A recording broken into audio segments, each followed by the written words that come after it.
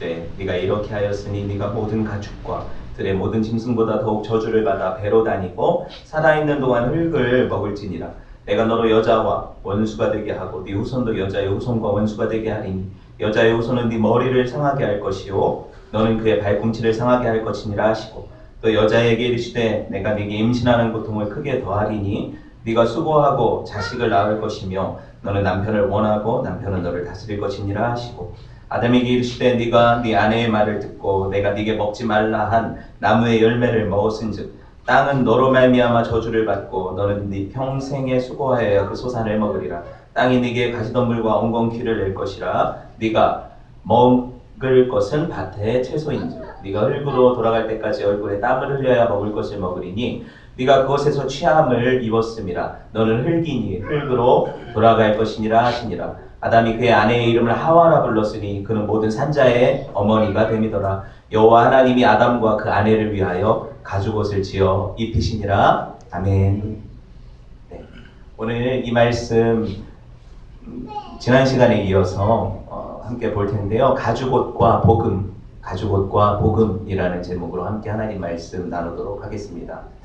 여러분 보세요. 지난 시간에 우리가 뱀으로 대변되는 사탄이 아담과 하와를 꼬신 이후에 하나님으로부터 심판받는 장면을 보았죠. 어떤 심판입니까? 심판의 내용이 보면 하나님께서 14절 이하로 오늘 뱀을 심판하시는 장면이 나와요. 그렇죠? 뱀에게는요 변명의 기회가 주어지지 않죠. 왜 그럴까요?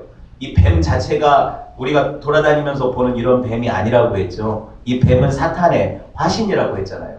사탄은 맨 처음 하나님의 천사였으나 그렇죠? 하나님을 반역하여 하늘나라에서 쫓겨난 그렇죠? 이 세상 신이라고 했어요. 그래서 이 뱀은 뭐 더 이상 변명의 여지가 없이 하나님을 대적한 존재이기 때문에 이 뱀에게는 하나님이 심판을 바로 선언을 하시죠. 지난 시간에 언급했듯이 여러분 이 뱀을 향한 하나님의 저주를 다시 볼까요? 14절 같이 읽어봅시다. 시작.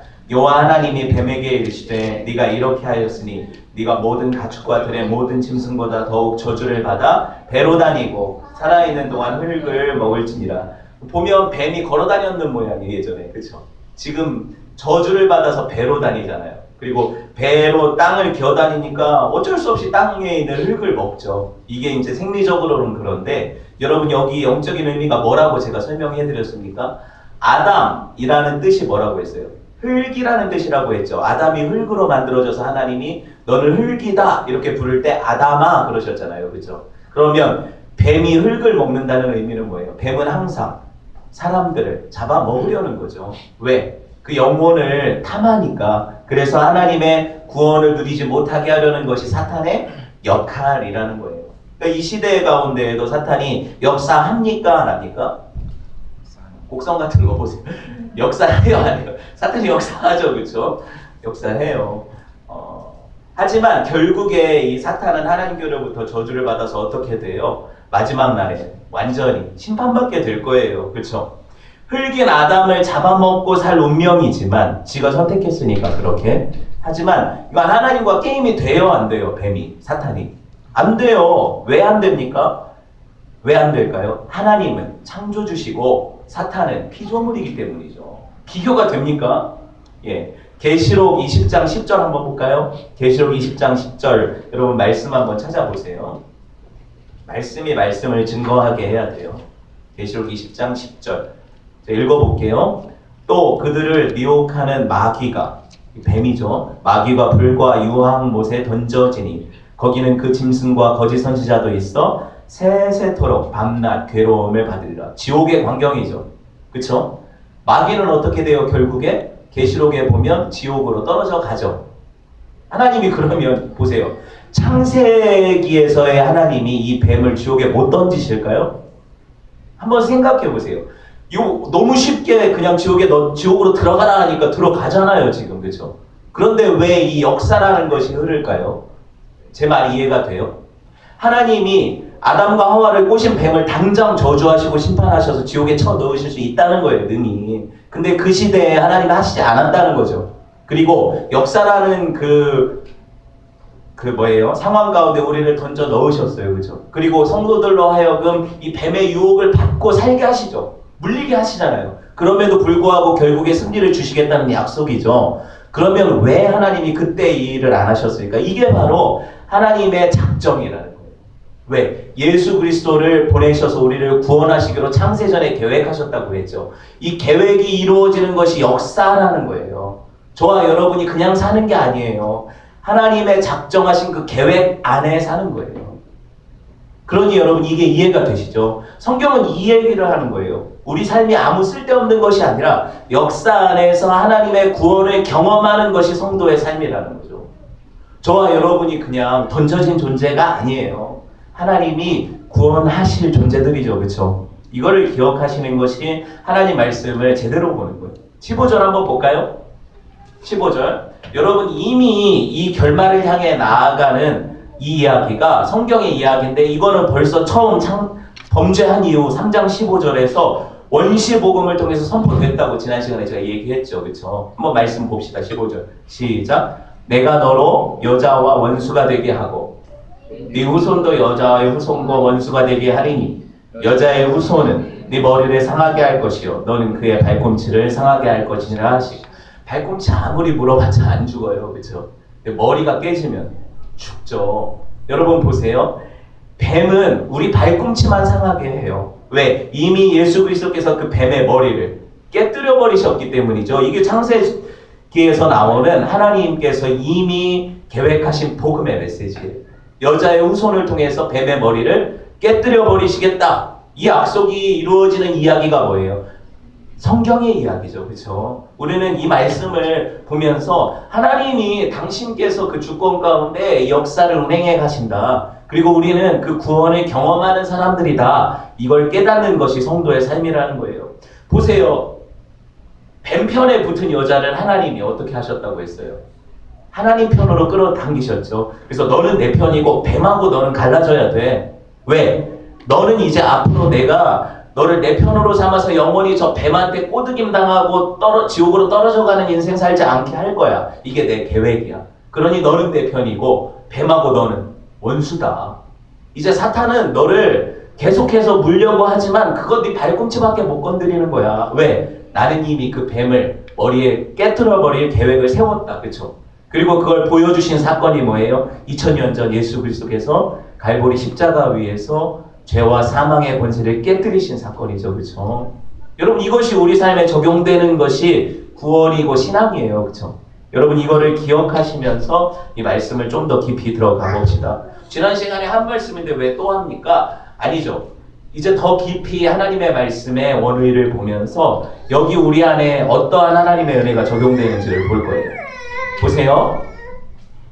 여자가 하나님의 원수가 뱀의 원수가 되게 하신 하나님, 이게 복음이라고 했는데 여자의 후손들 또한 뭐예요? 뱀하고 원수가 되게 하겠다 하시죠. 보세요. 그러면 여자를 통해 오고 오는 세대의 모든 후손들은 뱀의 원수가 되죠.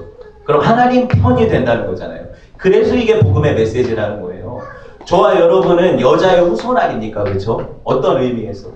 그렇기 때문에 하나님 편이 되고 뱀의 원수가 되는 거예요. 이거를 조금 더 기억을 해봅시다. 여러분 우리가 살아가는 이 구원의 역사 가운데 하나님께서 사람들이 이런 가정을 하잖아요. 하나님이 전에 얘기했듯이 선악과를 만들지 않았으면 좋았을 걸 하잖아요. 또 한 가지는 뭐예요? 하나님이 처음부터 못 따먹게 했으면 좋았을 걸. 그렇죠? 이런 모든 이야기들.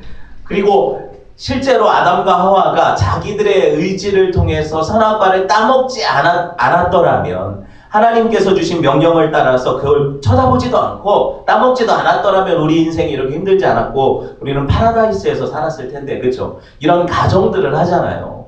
안 하나 봐요. 그렇죠? 가정들을 하잖아요. 그렇죠? 근데 여러분 이게 바로 하나님의 작정이라는 거예요. 어렵죠? 왜 하나님이 이런 작정을 하셨을까? 하나님의 은혜를 경험하지 않은 모든 인생들은 자기 노력으로 하나님과 같이 되려고 한다고 했죠. 그래서 하나님과 같이 되려는 인생들이 아무리 노력해도 하나님같이 될 수 있어요? 없어요? 없다고 하잖아요. 이걸 보여준 게 선악과예요. 네가 따먹어 봐라. 나처럼 될 수 있나? 따먹었어요. 그렇죠? 하나님처럼 안 됐죠. 그러고 나서 어떻게 해요? 계속해서 모든 인생들은 선악과를 따먹는 그 자리에 자기가 있으면서 하나님과 같이 되려는 시도를 하는 것이 모든 인생이라고 했어요. 그쵸? 그 이후에 모두가 그렇게 살아요. 그런데 하나님이 어떻게 하셨어요? 절대로 하나님과 같이 될 수 없게 하시는 거죠. 사람들에게 종교를 통해서, 네 윤리 도덕을 통해서, 너의 어떤 인생의 자아실현을 통해서 나처럼 돼봐라, 이렇게 역사를 주시는 거예요. 근데 우리가 이 역사 안에 살면서 그렇게 노력해서 수많은 사람들의 위인들이 나오고 대단한 선한 사람들이 나오고 대단한 능력자들이 나왔지만 그들 스스로의 힘으로 자기 구원을 쟁취할 수가 없었죠. 이게 보여주시는 하나님의 성경의 이야기예요. 그래서 누구를 의지하라는 거예요? 하나님을 의지하라는 거죠. 이게 복음이라는 거죠. 여러분, 우리가 사는 이 인생은 어떻게 보면 하나님의 계획 안에 있다는 사실이 분명히 드러나요. 그리고 우리가 지금 누구를 의지해요? 예수 그리스도를 의지하죠. 그렇죠? 그래서 하나님의 계획 안에, 구원 안에 들어간다라고 우리가 알잖아요. 그렇죠? 이것을 경험하는 것이 우리의 삶이라는 거죠. 사람이 선악과 따먹고 나서는요, 죽을 수밖에 없는 운명이었잖아요. 다 그렇게 죽어가는 거예요. 아무리 열심을 내도, 열심을 내는 것은 어떻게 해요? 더 열심히 죽어가는 거예요. 자, 다시 한번 생각을 해봅시다. 하나님 없는 인생들이 열심을 내죠, 세상에서. 그렇죠? 열심히 살죠. 내가 어떤 걸 이루려고 하죠. 그렇죠? 근데 그렇게 열심을 내는 모든 순간순간들이 죽음을 향해 간다는 거예요. 왜? 하나님 없으니까. 결국에 모든 걸 이루었지만 모든 걸 이룬 게 아니라 아무것도 못 이룬 것이 되죠. 왜? 하나님이 없으니까 그 인생에. 죽음을 향해 달려가는 거예요. 성도는 그렇게 살지 않죠. 그렇게 살면 성도 아니잖아요. 예? 여러분 좀 앞으로 조금만 더 진행을 해볼게요. 우리가 이 역사 안에서 네가 한번 스스로 선악과를 안 따먹고 살 수 있는지 증명해봐라. 근데 절대 그게 안 되거든요. 그걸 알게 하신 이후에 봐, 네 힘으로 안 되지? 그러면 내가 너로 하여금 영생을 줄게. 내가 이 선악과를 안 떠먹은 것처럼 너를 대우해 줄게. 그렇죠? 이게 바로 예수 그리스도의 복음을 우리한테 입혀주시는 거예요.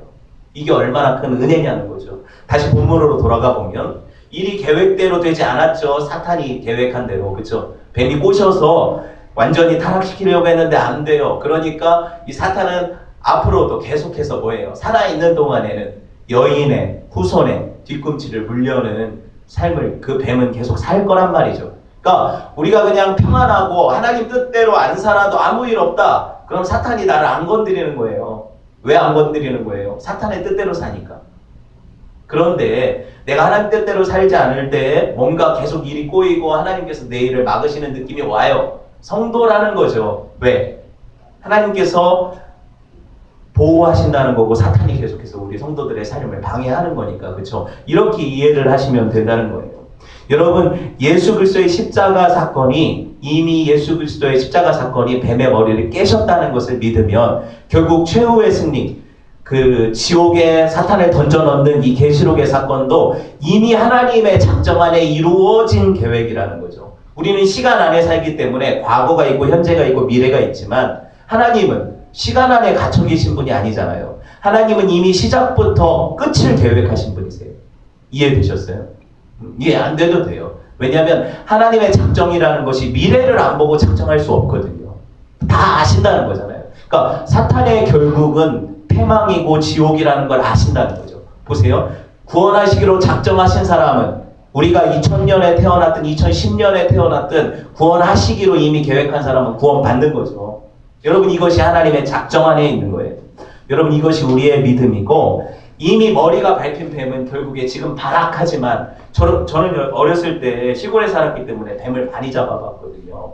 뱀을 잡아보면 이 뱀이 생명력이 얼마나 질긴지 아시죠?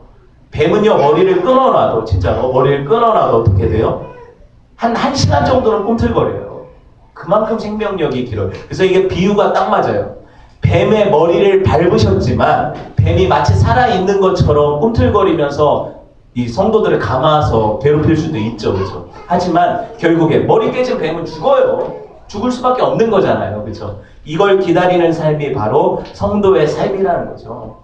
여러분, 누구든지 그리스도 예수 안에 있으면 정죄함이 없다 하잖아요. 우리의 죄를 대신해서 우리 주님이 죽으셨고 우리가 선악과 따먹고 나서 못 가는 게 뭐예요? 생명나무잖아요. 그렇죠? 생명나무 못 따먹고 영생 못 하잖아요. 그런데 우리 예수님이 우리에게 주시는 게 영생이라고 했죠. 그럼 뭐예요? 예수님은 우리의 생명나무시라는 거죠. 생명나무시라는 거예요. 하나님이 선악과를 따먹고 자기 힘으로 하나님과 같이 되려는 사람들에게는 숨기셨던 그 생명나무를 하나님의 백성으로 예수 그리스도의 복음을 받아들인 사람들한테는 주신다는 거죠. 이게 바로 창세기에 숨겨진 복음이라는 거예요. 여러분, 이 말씀을 듣고 나면 이해가 되죠. 그렇죠? 그리고 내가 어떤 삶을 살아야 될지에 대한 생각이 되잖아요. 그래서 성도를 향해서 뭐라고 하냐면 사망도 죽음도 능히 비웃을 수 있는 존재라고 얘기를 하는 거예요. 그래서 고린도전서 15장에 이런 말씀이 있지 않습니까? 사망아, 너의 쏘는 것이 어디냐? 쏴봐! 쏴봐!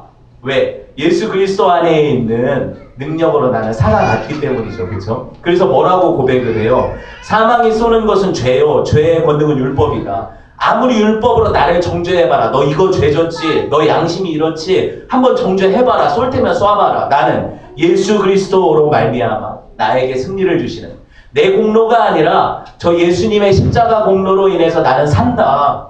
난 안 죽는다. 난 영생한다. 그렇죠? 이게 바로 성도의 담대한 고백이 돼야 돼요. 다른 자랑이 우리 안에 나와서는 안 돼요. 예수 그리스도의 그 복음 안에 자랑이 나와야 돼요. 여러분 한번 할 테면 하라고 해보십시오. 사탄이 우리를 죽일 수 있어요? 멸망시킬 수 있냐고요? 없죠. 그것들은 우리한테 그런 해를 끼칠 수가 없어요. 왜? 이미 예수 그리스도 안에 있는 생명의 성령의 법이 죄와 사망의 법에서 저와 여러분을 구원하셨기 때문이죠. 이게 성경의 고백이에요. 범죄한 아담한테 하나님이 저주를 선언하셨지만 저주의 선언은 짧고 오히려 복음이 더, 그쵸? 뭐라고 해요? 하나님이 너 여자의 후손을 통해서 너희를 구원하겠다. 뱀의 머리를 깨고 너를 살려주겠다. 이런 약속을 바로 주시잖아요. 얼마나 큰 은혜입니까? 회개하기도 전이었어요. 그쵸? 어떤 하나님 내가 선악과 따먹고 잘못했습니다. 한 번만 용서해 주십시오 하고 아담과 하와가 빌었어요? 안 그랬죠. 지네들 죄를 가리려고 수치를 가리려고 무화과 나무 잎으로 지네들이 옷 만들어 입고 그리고 숨어 있다가 하나님이 부르시니까 겨우 나와가지고 서로 핑계대고 쟤 때문에 그랬다고 쟤 때문에 그랬다고 결국에 누구 때문이라고 하나님 당신 탓이라고 이렇게 얘기하던 인간들 아닙니까? 그렇죠? 어디 회개했어요? 그런데 하나님이 이 인간들에게 뭐라고 해요? 내가 너를 구원하겠다고 약속하시잖아요. 왜 복음인지 아시겠어요? 우리 편에서 하나님을 향한 요청이 없어요. 하지만 하나님이 찾아오셔서 친히 우리 멸망 가운데 있을 인생들을 불쌍히 여기시고 구원해 내시는 거예요. 그러니 구원은 하나님의 은혜죠. 그렇죠? 이렇게 여러분이 이해를 하시고 성경을 보셔야 돼요.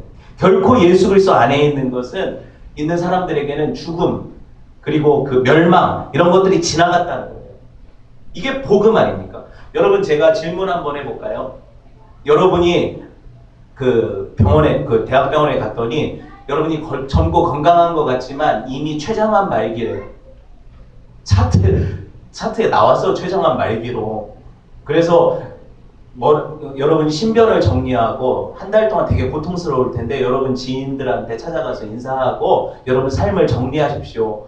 현재 의료기술로는 이걸 어떻게 할 수가 없습니다. 이렇게 얘기를 듣고 여러분이 나왔다고 한번 해보세요. 그런데 딱 나오는 길에 보니까 지난주에 샀던 로또가 당첨이 됐어요. 1등으로. 기쁘죠? 딱 나와서 보니까 우리 애가 학교에서 1등을 했대요. 기쁘죠? 제가 무슨 얘기 하는지 아시겠어요? 여러분 우리 인생에 가장 기쁘고 가장 중대한 소식이 뭐냐면 우리의 생명이 하나님의 은혜 안에 회복되었다는 거예요. 그러니까 이거죠. 차트가 바뀌었습니다. 이거 내가 정말 죄송한데 병원에서 전화가 온 거예요. 정말 죄송합니다. 우리가 변상하겠습니다. 사실 그 옆에 환자 거였는데 차트가 바뀌었어요. 당신은 아주 건강합니다. 똥도 잘 싸고 아주 건강해요. 아주 그냥 한 7, 80년은 더 살 것 같아요. 이런 이야기를 들었다면 이게 복음 아닙니까? 그렇죠? 저와 여러분에게 복음은요. 아파트가 샀는데 그게 값이 올라서 피를 많이 받고 팔 수 있다 이런 게 아니고요. 진짜 복음은 뭐예요? 저와 여러분에게 하나님이 영생을 주셨다는 거예요.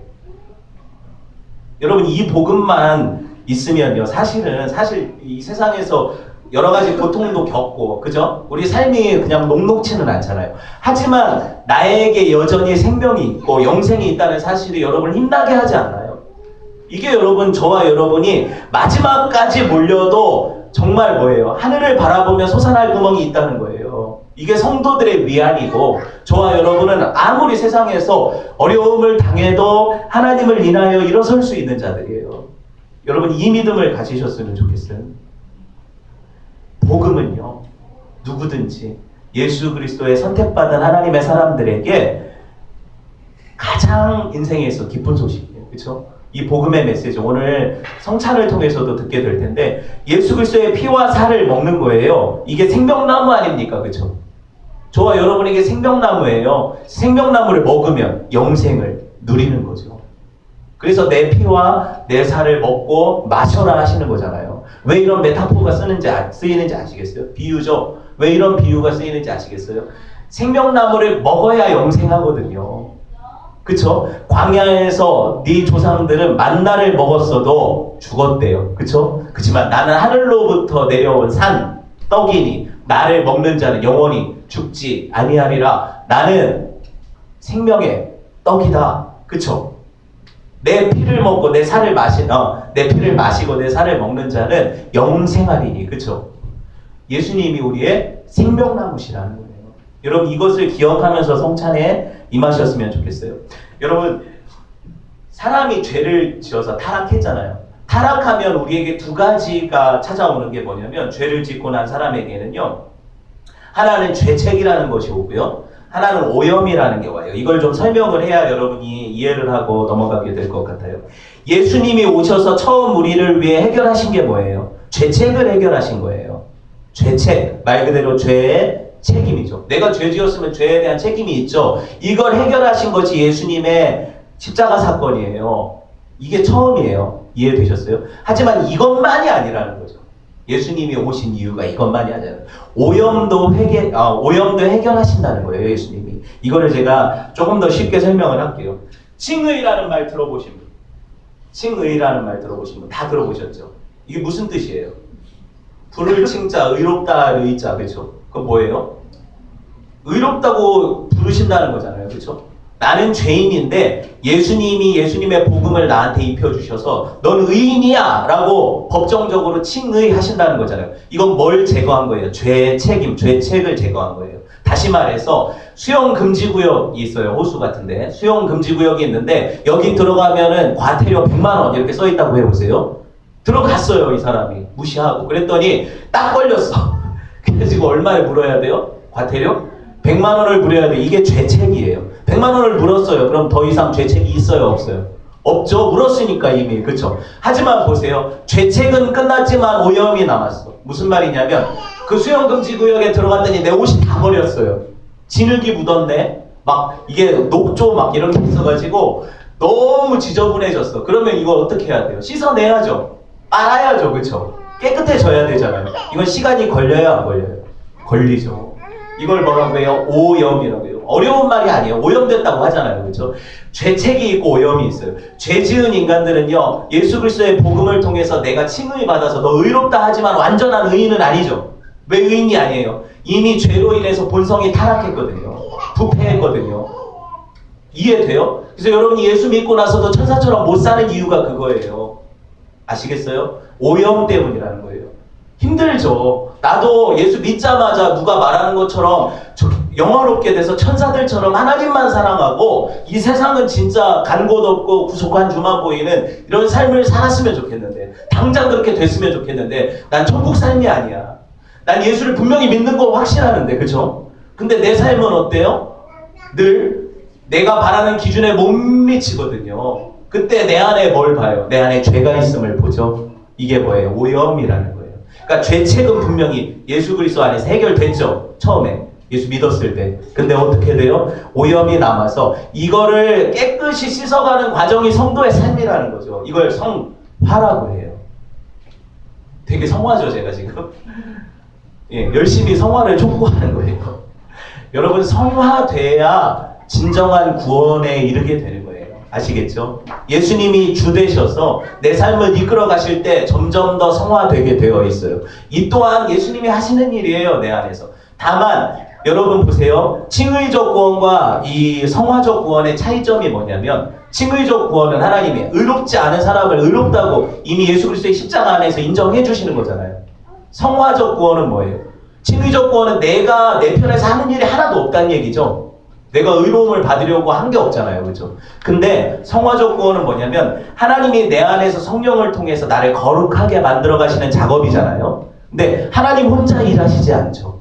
성화는 뭐예요? 나와 함께 일하시는 거예요. 그죠?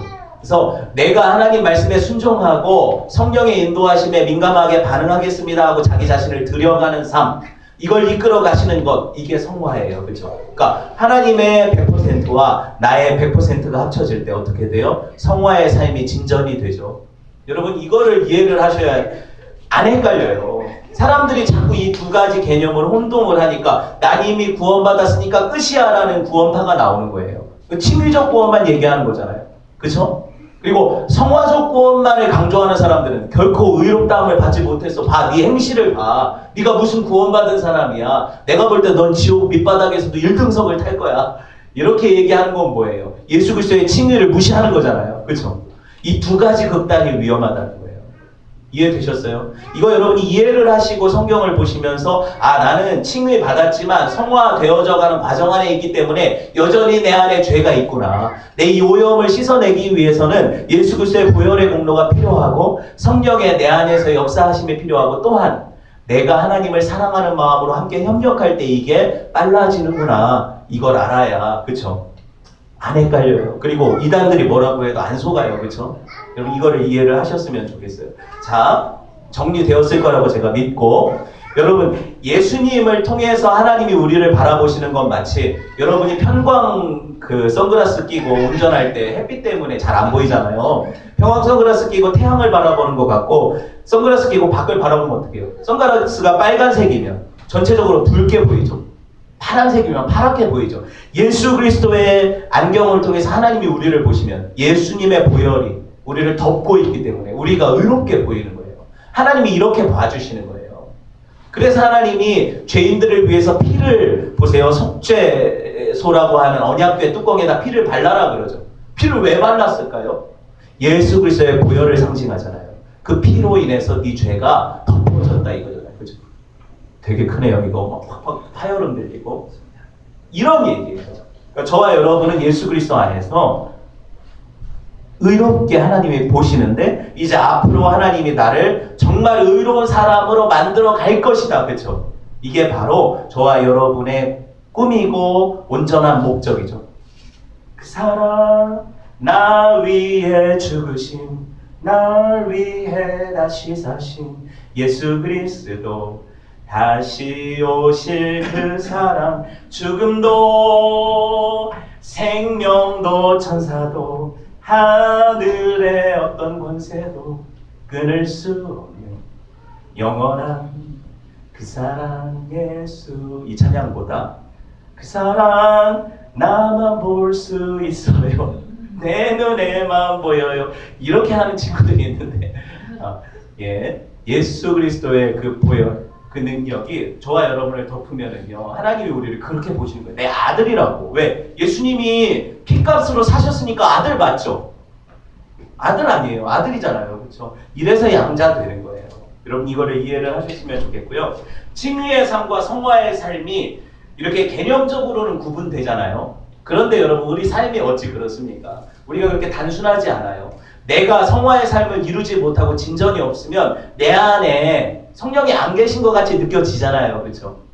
내가 의로운 사람 만나 하고 의심이 들잖아요. 맞죠? 이게 맞잖아요. 그렇죠? 그러니까 칭의와 성화는 사실 이렇게 구별할 수 있지만 같이 붙어가는 거예요. 그래서 내가 거룩함의 진전이 있으면 그 열매로 네가 사과나무인지 배나무인지 뭐 보면 알아요? 열매가 사과 열렸나? 배 열렸나 보면 알잖아요. 이래서 구원이 동전의 양면이라고 얘기하는 거예요. 네가 구원받았으면 구원받은 자의 삶이 나타날 것이다. 그래요. 여기까지. 여러분 어려워하지 마시고요. 그래서 저와 여러분의 죄책 부분이 사라졌다는 얘기고요. 인간이 하나님 앞에 죄 졌어야 안 졌어요? 분명히 죄 졌죠. 죄책이 사라졌지만 오염이 해결돼야 된다고 했죠. 그래서 예수님께서 우리를 날마다 이 성화의 삶으로 초대하시는 거예요. 성화는 어떻게 되는 걸까요? 성령께서 내 안에서 말씀하실 때 내가 순종하면 그게 성화가 되는 거예요. 점점 더 성화되는 거예요. 착하게 산다는 개념이 아니에요. 아시겠어요? 하나님 말씀 따라 순종하며 산다는 거예요. 성화가 아닌 것은 말씀에 불순종하는 게 성화가 아닌 거죠. 그렇죠? 이렇게 이해를 하셨으면 좋겠고요. 16절에서 19절 한번 봅시다. 이게 빨리 가야 되는데 큰일 났네요. 16절 한번 볼게요. 여자들한테 주어진 고통이 뭐예요? 임신하는 고통이죠. 그쵸? 너 임신하는 고통을 더 할게. 애기 낳은 여자분들 여기 있으니까 어때요? 고통스럽죠? 얼마나 고통스러워요. 근데 범죄 이전의 인간은 애기 낳을 때 고통이 없었다는 거잖아요. 그쵸? 아기를 낳을 수 있었지만 고통은 없었다는 거예요. 근데 아기를 낳으면서 해산의 고통이라는 고통을 받죠. 저는 보니까 사실 저희 아내가 아기를 그렇게 고통스럽게 낳지는 않았지만 아기들을 낳을 때 어쨌든 고통은 있잖아요. 그렇죠? 해산의 고통이라는 건 남자들이 모른다고 하죠. 군대 갔다 오는 게 더 낫다 막 이런 얘기도 하는데 잘 모르겠어요. 솔직히 어찌되었든 해산의 고통이 이렇다는 거예요. 제 친구 중에서는 입덧을 부인이랑 같이 한 친구가 있어요. 막 같이 토하고 막 난리가 나더라고요. 해산의 고통이 어떠한가를 알죠. 왜 해산의 고통이 옵니까? 새 생명이 태어나서 새롭게 되어져야 되니까. 그렇죠? 그리고 모든 그 엄마의 삶은 뱃속에 잉태된 아기의 삶으로부터 조정받아요. 맞아요? 그 아기가 딸기를 먹고 싶네. 겨울인데. 그럼 엄마는 수박을 먹으면 안 되죠. 뭘 먹어야 돼요? 딸기를 먹어야 돼요. 수박을 갖다 주면 왜? 해야죠. 이게 뭐예요? 내가 좋아하던 건 수박이었는데 애는 딸기를 좋아하니까. 이해되셨어요? 내 안에 생명의 법이 나를 주관하기 시작하는 거예요. 성령이 좋아하시는 것이 내가 좋아하는 것이 되죠. 이게 새로운 피조물의 삶이라는 거예요. 여러분 이거를 이해를 하셔야 왜 해산의 고통이 중요한지를 알아요. 성도답게 사는 것은 고통스럽죠. 이 죄악 세상에서. 여러분 내가 성도로서 세상 사는 게 안 힘든 사람 손 들어보세요. 아니면 손 내려보세요. 다 힘들잖아요. 그렇죠? 성도답게 사는 거 힘들어요. 이게 해산의 고통이라는 거예요. 아시겠어요? 이 해산의 고통을 통해서 성령께서 내 새로운 삶을 주관하셔서 새로운 피조물답게 사는 삶이 왜 안 고통스럽겠어요? 이게 해산의 고통이라는 거죠. 이걸 이해를 하시고 또 한 가지. 이게 큰일 났네요. 조금만 더 가봅시다. 아이에 대한 갈망이 여자들한테 있어요. 깊숙이. 물론 뭐 요새는 아기 없이 우리 부부가 서로 행복하게 살자 이러는 부부들도 많지만 사실 그 내면의 깊은 곳을 보면 여자들에게 특히 그 아이에 대한 갈망이 분명히 있다는 거죠. 그럼 이 아이에 대한 갈망이 왜 올까? 보세요. 하나님께서 그 아이에게 그 여자에게 너에게 구원은 뭐라고 했어요? 너의 후손을 통한 구원이라고 했죠. 3장 15절 말씀 이거 아닙니까? 여자의 후손을 통해서 뱀의 머리를 상하게 하겠다는 거잖아요. 그럼 그 여자들이 범죄한 이후에 갖게 되는 갈망은 구원이잖아요. 나 구원받고 싶은데 어떻게 구원받을까? 여자의 후손을 통해서 구원받는 거잖아요. 그렇죠? 아담과 하와에게 구원은 뭐예요? 하와가 아기를 낳는 거죠. 아기를 낳아서 그 아기가 결국에 예수 그리스도가 오게 되는 통로가 되잖아요. 그렇죠? 그럼 구원이 오는 거죠. 여러분 이건 영적인 의미이기는 하지만 충분히 가능성이 있는 얘기예요. 왜냐하면 실제로 하와를 통해서 예수 그리스도가 오시기까지의 전 과정, 이 과정이 하나님의 작정 안에 있었기 때문에 그래요.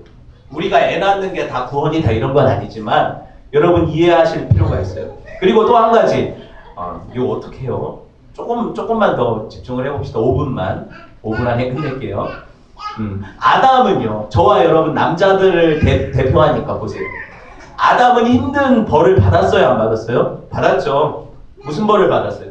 일을 할 때 엄청 힘들어야 돼요. 그래서 땀 흘리고 수고해야 겨우 먹고 살고 가족들 먹여 살려요. 그렇죠? 남자들 얼마나 피폐합니까 삶이. 하루 종일 밖에서 일하고 집에 오면 또 설거지 해야 되고. 여자들이 웃죠. 그저 당연한 걸 왜 그러냐고. 근데 여러분 보세요. 이게 왜 왔을까 이 죄악 세상에. 원래 남자들 일 안 하고도 먹고 살게 되어 있었던 거 아세요? 에덴 동산이라는 시스템 자체가 하나님께서 천지 빼가리로 널리게 하신 게 과일이고 먹을 수 있는 것들이죠. 내가 수고해서 나무 기른 게 아니에요. 그쵸? 이걸 다 먹고 마음껏 누리게 하셨는데 범죄한 이후에는요, 땅이 예전 같지 않아요. 그래서 내가 열심히 밭 갈고 돌 갈라내고 풀 뽑아야 겨우 먹을 수 있는 벼 이삭이 나오고, 그죠? 뭐 먹을 수 있는 게 생긴다는 거죠. 그래서 땀 흘리고 수고해야 먹고 산다는 거예요. 남자들이 힘들어요, 안 힘들어요? 힘들죠. 이게 내가 직장에서 상사들한테 막 까이고 진짜 사표를 늘 갖고 다니면서 이거 낼까 말까 하면서 집에 와서는 더 살아봐라 할 때 뭘 생각하면 돼요? 이게 아담의 범죄 때문이고 이게 타락의 결과구나. 내가 이 고통받는 것이 하나님께서 나를 징계하시는 거구나. 그럼 나에게 구원은 뭘까요? 이 고통 없는 세상, 그렇죠? 하나님께서 이루신 그 구원을 향해 달려갈 때 하나님께서 나를 이 모든 내 안에 있는 죄, 오염들 제거해 가시는 과정이 저와 여러분이 여기 세상에서 살아가는 힘든 일이에요. 그러니까 열심히 힘들게 일하면 어떡해요? 잡생각이 없어지죠. 하나님 은혜로 새롭게 태어난 사람들이 주를 위해 달려갈 때 내 안에 있던 모든 죄악과 오염들, 이 쓴뿌리들이 뽑혀나가요. 그 오염이 깨끗해지고 점점 더 성화되어서 결국에 어떻게 된다? 하나님의 형상 닮은 사람으로 변화된다. 예, 여기까지만 해야 될 것 같아요. 다음 주에 이어서 좀 더 말씀을 나눌 텐데요. 말씀을 정리할게요. 하와는 결국에 임신해서 아기 낳아서 자기 구원자를 기다리는 고통으로 징벌을 받았고, 그렇죠? 남자는 죽어라 일하고 내가 언제 이 생이 끝나서 이 소처럼 일하는 인생이 끝날까 하면서 누구를 바라보게 하세요? 내 멍에를 메고 나를 따르라 하신 예수님, 내 멍에는 가볍다 하셨으니까, 그렇죠? 예수님을 바라보게 하시고 이 모든 고통과 아픔, 우리 인생 가운데 주어지는 슬픔과 모든 힘든 이 일들이 뭐 때문에 오는 거예요? 저와 여러분의 구원 때문에 오는 거예요. 하나님이 주신 어떻게 보면 부르심이라는 거죠. 힘들죠? 하나님 찾아가면 돼요. 그렇죠? 이게 바로 하나님이 성경 안에 계획하신 구원이에요. 이것을 기억하면서 저와 여러분이 하나님을 찾는 그런 은혜의 사람들 되었으면 좋겠습니다. 함께 하나님 말씀 나누었는데요.